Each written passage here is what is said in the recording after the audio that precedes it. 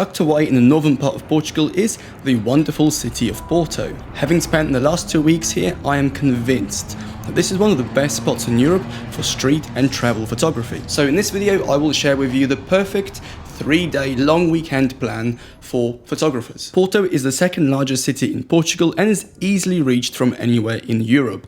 Coupled with the fact that it's very small and walkable, it makes for a fantastic weekend photography getaway. In the summer, it is warm with mostly sunny days. I've not yet visited in the winter, but from what I hear, it is very moody, very foggy, and very rainy.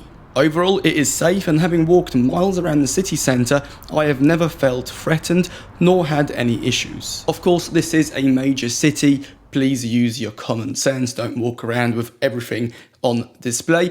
However, saying that, everyone here has been so friendly. Everyone also speaks English, so if English is your first and only language, you will not have any issues here at all. The attitude to photographers is also very positive. Out of all the places I've been to, this is one of the most relaxed spots. I assume it's due to the mass tourism and also due to how just chilled out the locals seem to be. Now, like the rest of Europe, taking photos of people in a public place is very much a grey area. The general rule of thumb is that if you're taking photos for personal reasons or for artistic purposes, in most cases you will be absolutely fine. If, however, you've just taken someone's portrait or someone is very prominent and clear in the photo with the face visible, and then you're going to use that photo to sell something, to promote something, or for any kind of commercial purposes, that's where it can get a bit tricky, and you should really be asking for permission before you take the shot. In recent years, Porto has become a huge tourist hotspot, so if you wish to visit in the summer when it's the busiest and get minimal clean images, you will have to shoot early in the morning to avoid the crowds. Porto is generally affordable, with plenty of places serving healthy yet affordable food. I will suggest one fantastic place at the end of the video. Finally, although this video guide is for 3 days, honestly, if you can stretch to 5 days and still do the same amount of stuff, you'll have a much more relaxing and enjoyable time. I found my 50mm prime to be by far the most useful one. This city really works well with a 50mm focal length, and I've always found myself at the right distance from the subject or from whatever I wanted to shoot at 50mm. Another lens that I've used quite a lot is a 28mm prime and the 24-70 zoom. Now, although I did bring the 70-200 telephoto and the 12-24 ultra wide because they're just part of my travel photography kit, to be honest, I've barely even touched them. I can count on one hand how many times I've taken them out with me.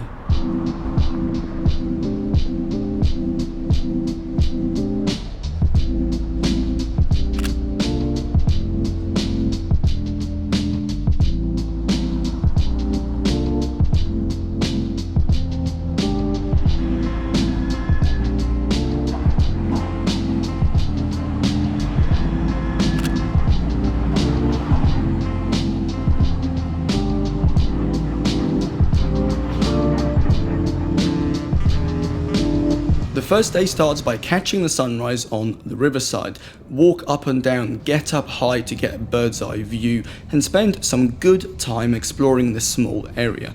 Also, make sure to get on top of the Dom Luiz Bridge during golden hour for some fantastic photos. For this, I actually found the 24-70 zoom to be the most useful. However, on top of the bridge, a 70-200 can get you a nice shot if you can find the right subject. Spend a few more hours working this area and revisiting the same spots, because as the sun comes up more and more, the lighting will change dramatically, especially around the tighter alleyways and streets. Once the sun is up sufficiently, head into these alleyways and streets, about a row of houses so back from the riverside, and there you will find some amazing little spots of light that you can really work with. After that, grab some lunch, get some coffee, and then jump in a tuk-tuk for a quick tour around the city. Not only is it fun, but you will learn some of the history, get a better sense of the city, and even grab some unique shots out of the back of the tuk-tuk. Now, for that, I would recommend the 24-70 zoom if you have one. After that, just take some time to chill out, grab a coffee, because it's been quite an early start on a full-on morning.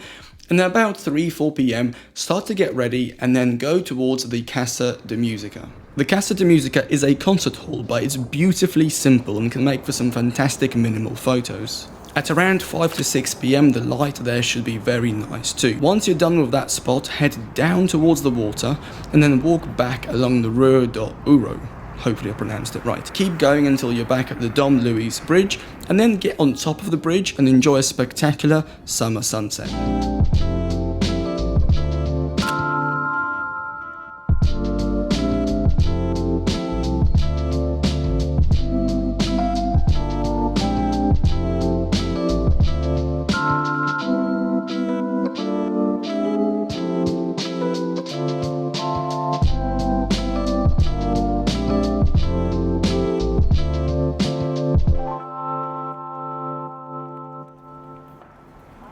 The second day is hectic and it's solely dedicated to street photography and exploring all the narrow streets and alleyways that the city has to offer. Now for this, there isn't really any specific route or plan, because every street, every alleyway, every corner has something to be photographed. So my honest advice is take the old city centre and just literally walk from across it, okay? Then when you see something interesting, stop and go investigate. If you see a good bit of light, follow that bit of light, because every single bit of this old city has something photogenic and has something to be photographed. Now, to help you further, I will now show you a bunch of footage of my favorite spots that I've come across, but by all means, don't just stick to these. Go explore and you'll probably find even better locations than what I'm about to show you.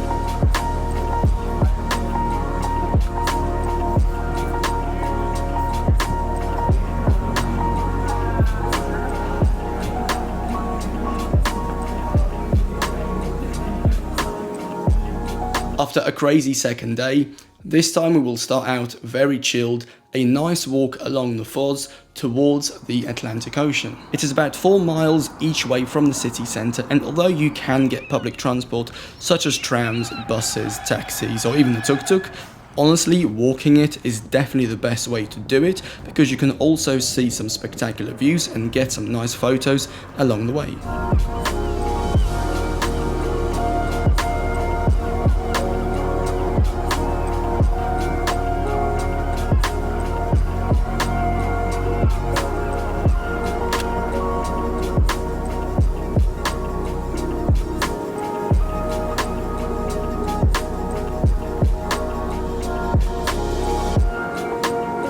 When you get to the end, you will see a long pier going into the ocean and an old lighthouse. Here you can get some great minimal shots of people walking along the pier, of the lighthouse, and even of the waves coming over the pier. This is also where I've probably got my favorite photo from the entire trip.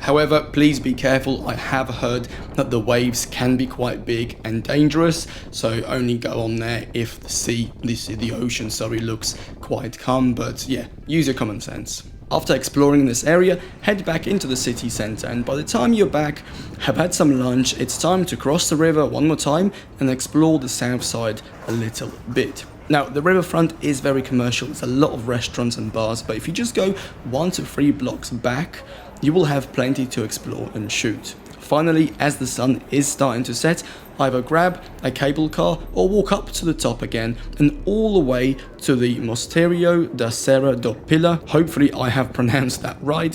When you get here, just chill and enjoy a fantastic sunset. You can also get a great photo of the bridge, the sunset and the city using a wide angle lens.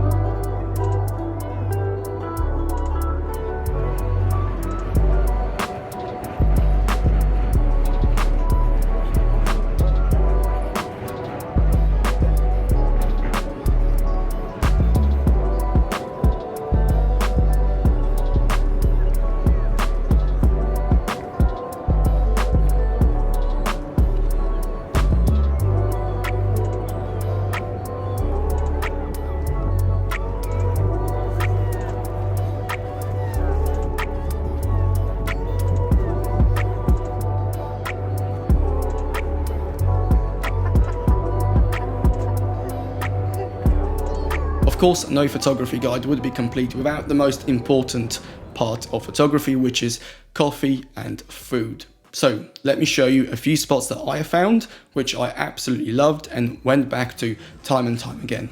For breakfast and lunch, I suggest either Mana Porto or Nola Kitchen. Both are super healthy with plenty of choices, the atmosphere is great and you will not be disappointed. For lunch and dinner, I would go to Ribs if you like meat, and even though I am not a big meat eater, I thoroughly enjoyed it. If you don't eat meat, then head to the Terra Vegan, which is honestly one of my favorite places I think I've ever been to. It's an all-you-can-eat vegan buffet, and every day they're serving something different, so you can even go here like every single day of the week and have something different each time. It's also very affordable, an all-you-can-eat buffet for just €11 per person with amazing healthy food. I don't think you can get better than that. For coffee, go to the Kalama Specialty Coffee Room. It's tucked away, but it's a beautiful place to chill and great coffee too. Okay, that's pretty much everything for the video. Hopefully this given you a bit of a framework as to how to visit Porto, a few places to keep in mind, a few places to see. Obviously this is only scratching the surface of what Porto has to offer, but after spending nearly 3 weeks here, I think this is a pretty solid plan for a weekend away. Of course, some of you might have spent more time in Porto, and if you have, or you might even live in Porto, and if you have more suggestions, if you have any even corrections to what I've said, please use the comments section below, because if you can add your own feedback, then whoever's coming across this video in maybe a year's time will have a much better resource of information and not just what I've experienced. So yeah, use the comments section for that. And that's it. Thank you ever so much for watching. In a few days I am now off to Lisbon, and in Lisbon I am spending the rest of the summer, maybe even longer, we'll see. But for now, that is all. Thank you again, have a fantastic weekend, whatever day you happen to be watching this, and I'll speak to you soon. Bye.